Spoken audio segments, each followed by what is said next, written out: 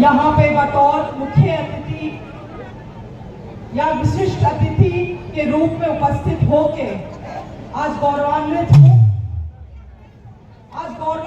इस बात को लेकर कि इस सबसे प्राचीन सभ्यता की एक बेटी हूँ और गौरवान्वित हूँ इस बात को लेके कि इतना पुराना सभ्यता और जिस पाढ़ा व्यवस्था के लिए इस मांडर क्षेत्र को जाना जाता है, उस क्षेत्र का नेतृत्व करने का एक मौका मिला है। आज यहाँ आके अति खुशी महसूस हो रहा है और खास करके इस कार्यक्रम में आमंत्रित करने के लिए इस पाढ़ा जतरा के संरक्षक डॉक्टर रविंद्रनाथ भगत जी को धन्यवाद करना चाहती हूँ और मंच पर उपस्थित तमाम हमारे जितने भी पाढ़ा राजा कोटवार दीवान उपस्थित जो हुए हैं, सभी लोगों को हम अपने तरफ से आभार प्रकट करते हैं, स्वागत करते हैं। विशेष रूप से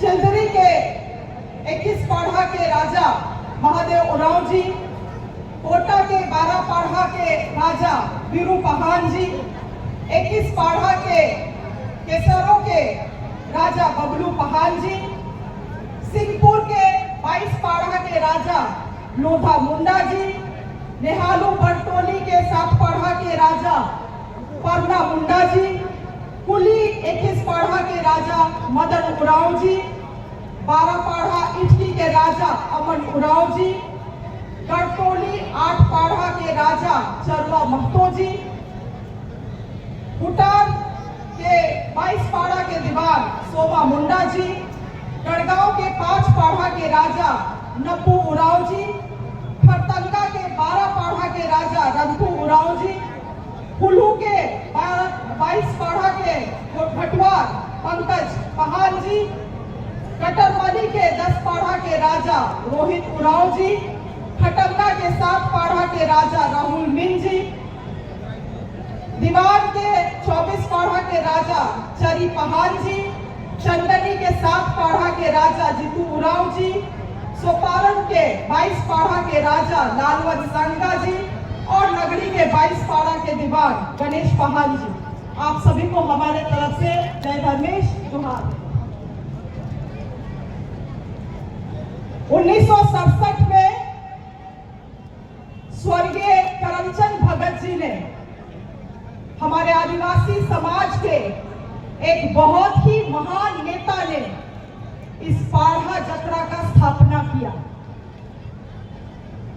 स्वर्गीय करमचंद भगत जी को आदिवासी समाज का चिंता था कि यहाँ हमारे आदिवासी समाज कैसे सुरक्षित रहेगा।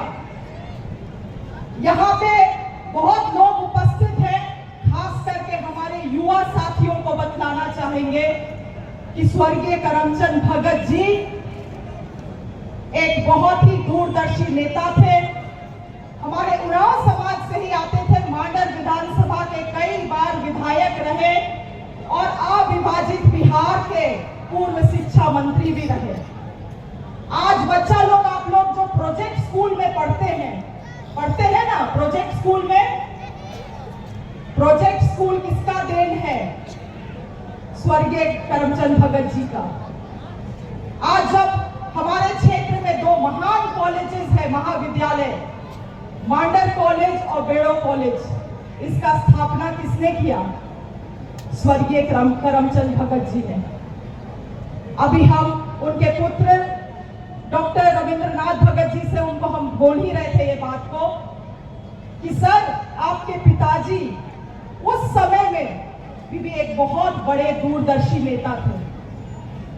आज मेरा समाज शिक्षा से इतना परे है, मगर उस समय में उन्होंने प्रोजेक्ट स्कूल, 2 महाविद्यालय, कई सारे महाविद्यालय झारखंड जैसे जगह में स्थापना करने का काम किया। बहुत योगदान रहा है उनका, मगर खास करके उनके विचार का एक बात हमको बहुत अच्छा लगता है कि केवल उन्होंने शिक्षा को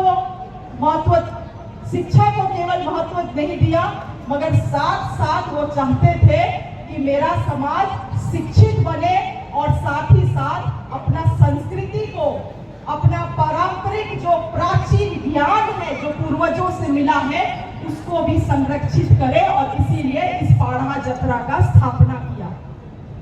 इतना बड़ा योगदान।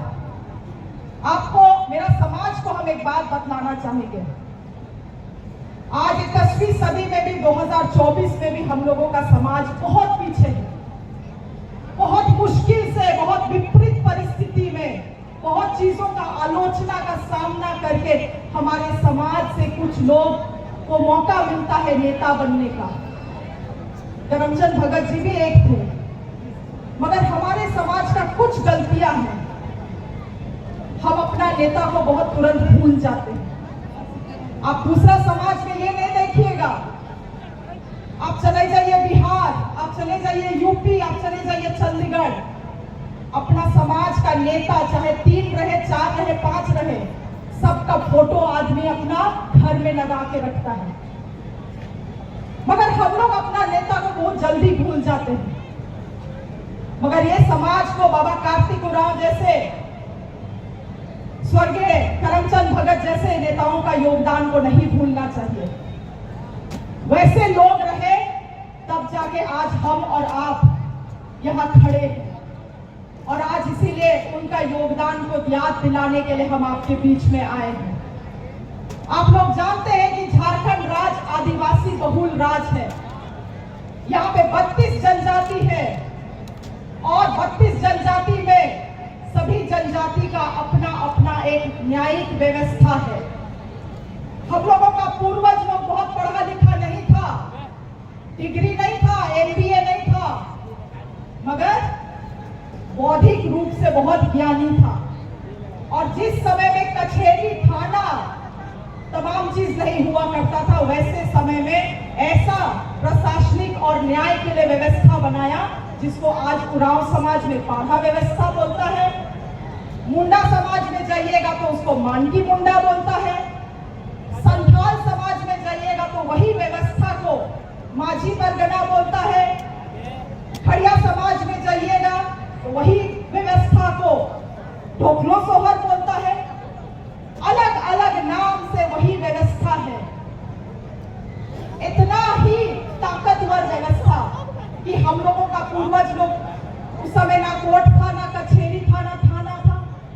जब कभी भी कोई पारिवारिक समस्या आता, सामाजिक समस्या आता, कोई भी विवाद उत्पन्न होता, सब लोग इसी व्यवस्था में जाके न्याय ढूंढता था। और यह लोकतांत्रिक व्यवस्था था, जो सब लोग सही बोलता वही चीज सही होता था।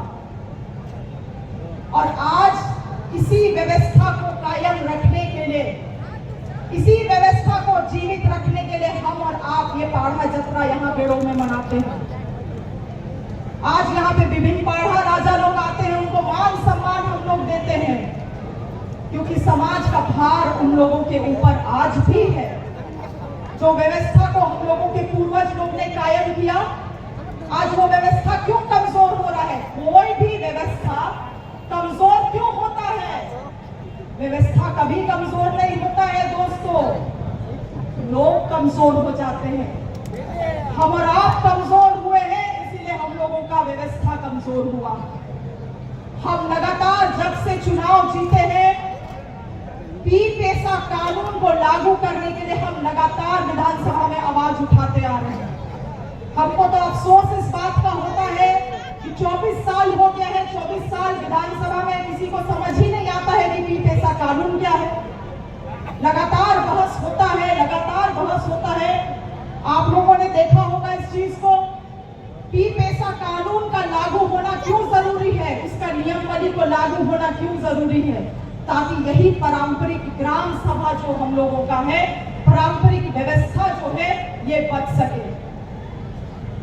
ताकि जो पारंपरिक हमारे पूर्वज लोग रहे, उनका बनाया हुआ व्यवस्था से ही आदिवासी का संरक्षण हो सके, और केवल आदिवासी नहीं, मूलवासी का भी संरक्षण हो सके। इसीलिए आज